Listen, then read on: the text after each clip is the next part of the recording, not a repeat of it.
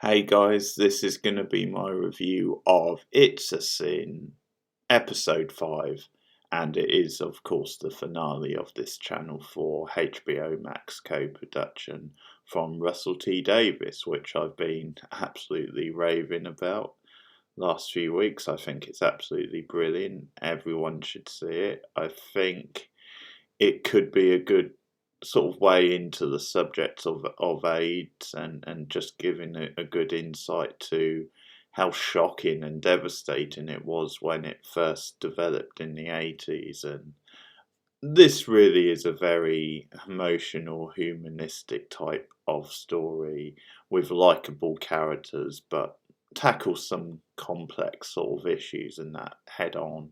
And it certainly doesn't hold back. It's very devastating and emotionally raw when it has to be. It's a beautiful drama, very well acted. I think they've cast it really well, and I do like that they sort of weave a positive message into it. Then there is some hope by the end and throughout, and that these are characters you are rooting for. But really good, really impressive stuff, and not surprisingly, it does stick the landing.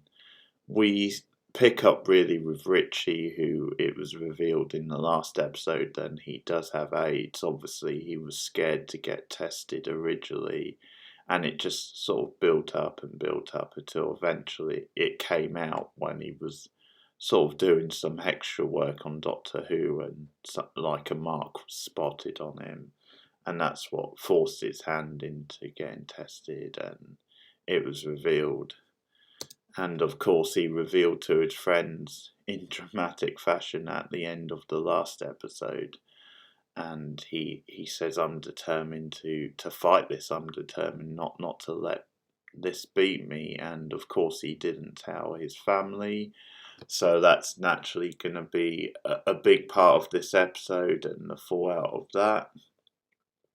So we start off with Richie going about his life day to day. He's still doing acting roles when he can and trying to have as much of a normal life as possible. We see how supportive like Ash is with him, and them sort of rekindling their like romance. Ash being very supportive of Richie, and we see Jill at his bedside reminding him to take his medication each night. So it's obviously an uphill task for Richie, and ultimately it appears as though he will like succumb to the virus, but ultimately he is trying to live a positive life, and while he can at least, and fight it as much as he can. But yeah, he does take a turn and he ends up going into hospital. And this is ultimately when his family, his parents, end up finding out because they come to visit him in hospital, and they obviously have no idea, not only any idea that he's got AIDS, but they had no idea that he was even gay. So this comes as a big shock. And at first you get this awkward sort of like sequence when they're sort of talking around it, and they're pretending that it is just a little sort of whatever, a bug or something, and then he says it's cancer and that it's sort of gets that through AIDS, but that sort of comes out and says you can't get this through AIDS surely, but then they're confronted with it and Richie comes out and it's this big sort of shock. And this is the point where I say stand forward Keeley Halls. That's Richie's mother, because she is the MVP of this episode. She totally steals it. It's sort of funny because up to now she's only featured here and there in the drama. Obviously, it hasn't really been focused that much on her character or Richie's family, but nothing wrong with the acting she done. You know, I think she's been good anyway in her scenes, but it's yeah, it's sort of comes out of nowhere, and it's this big dramatic shift for her character. Valerie, her name is, and she's really up to the task. And it's worth saying Keely Hawes, I think, is this actress who has come on a long way dramatically in the last few years, because I think she has taken on more sort of meaty, dramatic roles and really impressed in them. I think it started when she was in Line of Duty, a couple of series of that, and it was surprising in that maybe how intense, how sort of dark her plot was and her character. And yeah, it was a step in a different direction, because I think I'd always quite liked her as an actress, but I think previously she had done a bit more glamorous type roles, if you like, or certainly more lightweight. So I think her appearance in Line of Duty was a bit of a turning point. And as I said, she absolutely steals this episode. It's like a devastating performance, because what happens is her character really does a 360, and they sort of subvert how you would expect the parents' reactions to be, because you would assume that the dad, who has been kind of the really aggressive one towards Richie so far, then he would be like the total asshole and not very supportive. But it's the exact opposite. I mean, it's almost like there's this dominant, aggressive side that's been hiding away in Valerie, and it comes to the surface with this news, which she's just not prepared for. It's like she literally doesn't seem to have any awareness of her son or what he was exactly, and she just goes into panic mode and shock mode, and she's first of all she's just in complete denial that Richie's even that he's gay. I mean, she obviously doesn't want to accept that he's got the disease, but you know, sort of determined and saying, no, this is some sort of mistake. You're not gay. That's not you, sort of thing.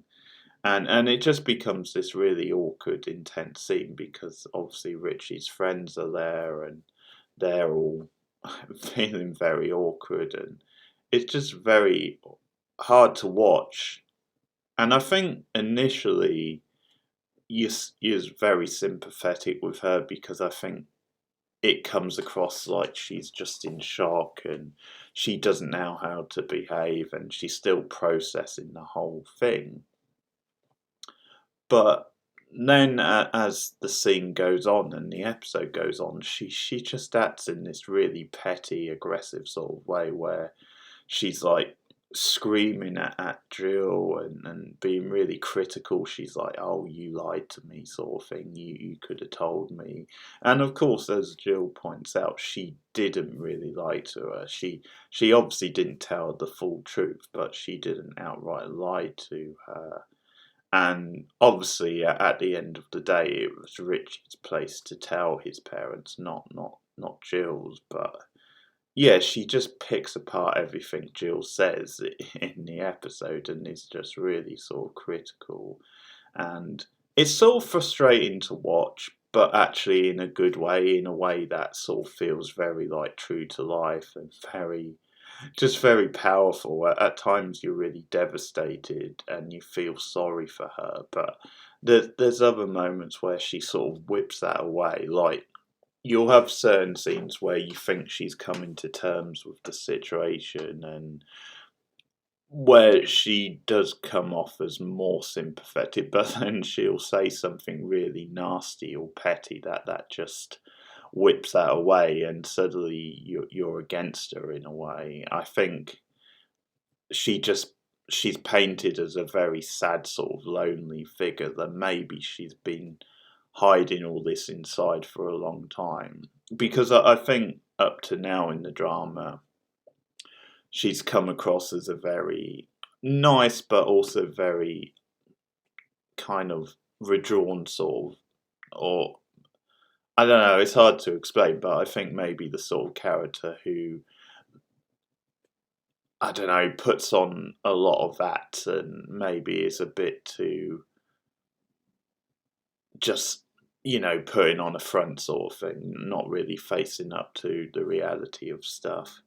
But yeah, you do get moments where she's just really aggressive, but it's a wonderful piece of acting from Halls. I mean, there's these scenes where she's literally like storming up and down the hospital like halls and sort of stomping her feet and stuff. It's this great visual, really, and she obviously has these outbursts, and she storms into like Richie's room, and she has a real go at like the receptionist for not calling them, and there's this really awkward standoff and argument she has with another woman in the hospital when her and Jill go to have a cup of like tea or coffee, and you think at that point then they're starting to find some middle ground and that Jill's starting to get through to her, but then there's this sort of kind of off the cuff remark really about from the woman. It's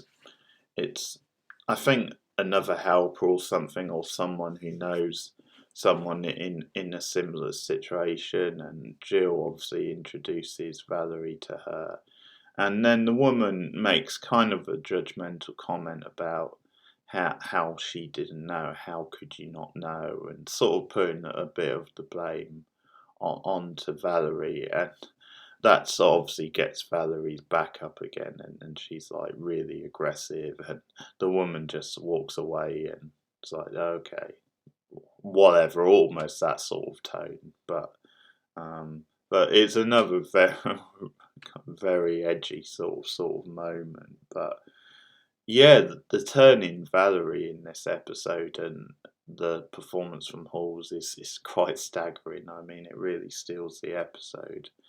And what happens is that she just wants to take control of the situation. She's not really thinking about what's best for Richie, and so what she does is she actually moves him from that hospital in London, and she decides that take him back home. The doctors there can deal with him and treat him, and that's the best place for him.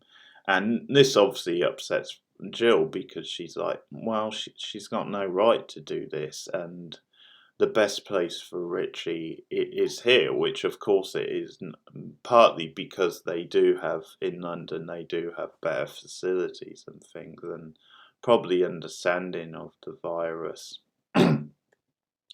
So the back half of the episode is that Richie's been taken home, and yeah, Jill we see her trying to ring up the home and trying to talk to him, and this is where Valerie is like just so malicious and selfish, because she pretends, she answers the phone and says, oh, Richie can't talk right now, but pretends that she'll pass on a message and let him know that she called it, and then she doesn't, of course, and it's just really sort of selfish on her part, and it's just little examples of this sort of petty needle in her because she still gets in these little digs at Jill sort of thing, and every chance she gets she sort of tries to make it about her and not about what's best for Richie. So at one point the gang are considering taking legal action,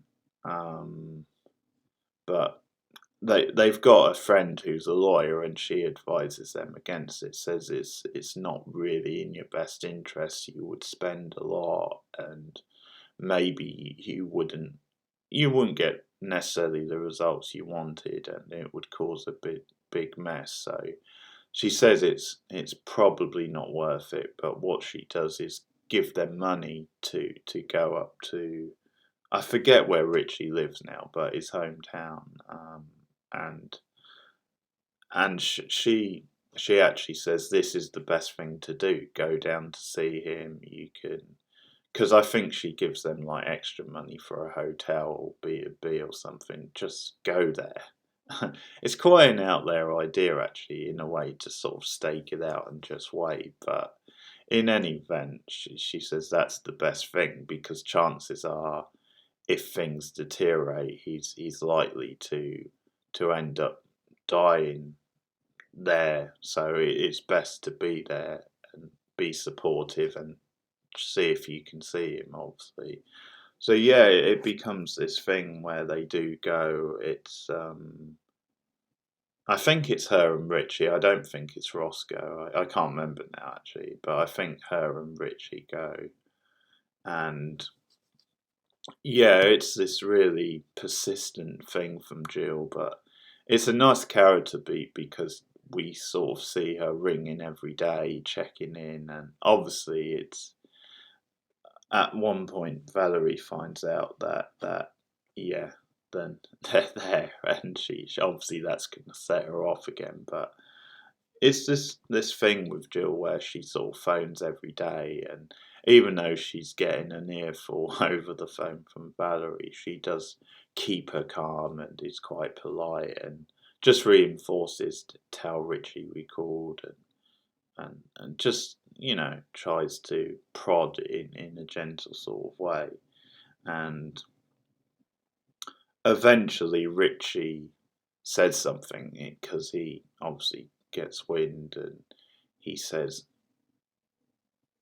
because something to do with, he confronts his mother about his sexuality, which she has been in denial of, and about the fact that he was very sexually active and sort of slept around and what have you. And he says to her, do you understand this? Can you understand this? And she says, no, I can't. And he says, well, exactly, but Jill can, and I can talk to her about this, and that's what I need right now. So he sort of insists, can I see Jill? I need to see my friend. And she agrees to this, but then what happens is Richie's condition takes a turn again, and he ends up dying over the next 24 hours. And once again, this is a very malicious thing that Valerie does, because she doesn't tell Jill when it happens. I mean, not saying she should do it straight away, but maybe on that night, knowing that she's going to meet Jill. But she doesn't phone the hotel they're staying at, and she goes to meet Jill, and Jill has gone along thinking that she's going to get to meet Richie, see Richie. And this is the most devastating thing in the episode, because Valerie reveals that Richie passed away last night, and this is when Jill does sort of lose her sort of cool and reacts quite aggressively, and is quite rightly mad. She's like, well, you couldn't ring the hotel last night and tell me and Ash, and she just sort of goes off on Valerie and is really mad, because it is a really cold, callous sort of thing to do. And all through the conversation, Valerie's like sticking to her guns and being quite sort of like stubborn and awkward. And finally, Jill just sort of gives it to her really honestly and raw, and sort of does this speech about, him being alone is your fault, you and people like you, because you don't understand, and you're not there for him, and you took him away from your friends. And it's sort of a powerful speech, which is partly to do with emotion and her being just very upset and mad at Valerie, but there's definitely a lot of truth to it. It's almost like this is the final blow almost, and this is Jill striking back, having taken a lot of crap from Valerie over the course of the episode, and she storms off and goes back and obviously tells them, and tells Ash and Roscoe, and they're obviously all very emotional.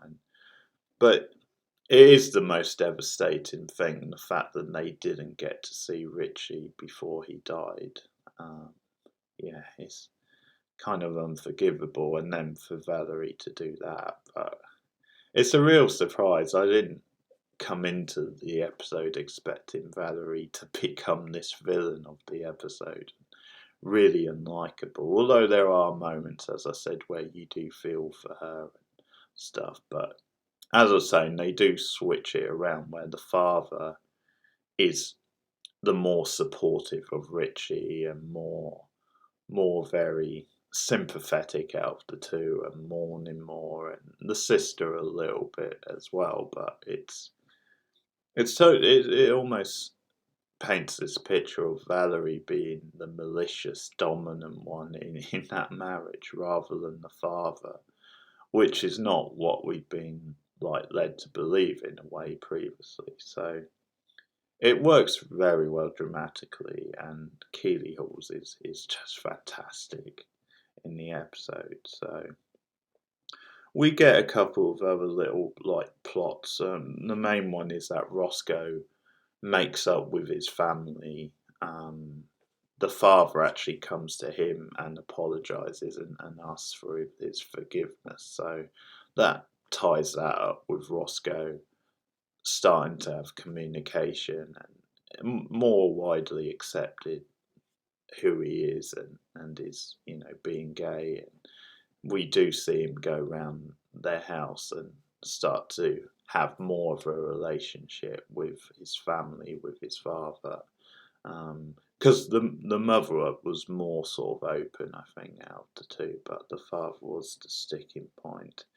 And the episode ends with a nice little tribute to not just Richie but also Colin. We see a flashback of Colin, and you get this group get together and basically people who have known them. I think Colin's mum shows up again, and just a bunch of people who have been, associated with the characters. And it's a nice sort of scene, nice montage and celebration of their lives. So it does end on a positive note. We also see that Jill has continued her work after Richie passes. She continues to be a carer and go into the hospital and support people with AIDS, people at a critical stage. So that's really nice. I think Jill's a really likable character and has had a nice little arc herself throughout the show. It's a very good ending. It really lands hard and great stuff. I highly recommend it. It's a sim which you can catch all episodes now online on it's more for, I think. No, sorry, all for, I should say. It's all for in the UK, the streaming service for Channel 4, or I guess if you're in America, it's coming to HBO Max at some point. So highly recommended. Very good stuff. So thanks for listening. I hope you've enjoyed the It's a Sim reviews. And you can like and subscribe, help support the channel for more content. You can also get me on Twitter. I'm at Keith Pid. You can also ding the bell on YouTube, which will notify you when I go live with a live stream or when I post a new video. And something I've just added, actually, if you want to support me in another way with just a little bit of money, is I've added a PayPal link, a donation link, where you can go and donate as little or as much as you like, basically just a little bit to try and help support me and the channel. So that would be good. I'll put the donation in the description. Thanks for listening. Goodbye.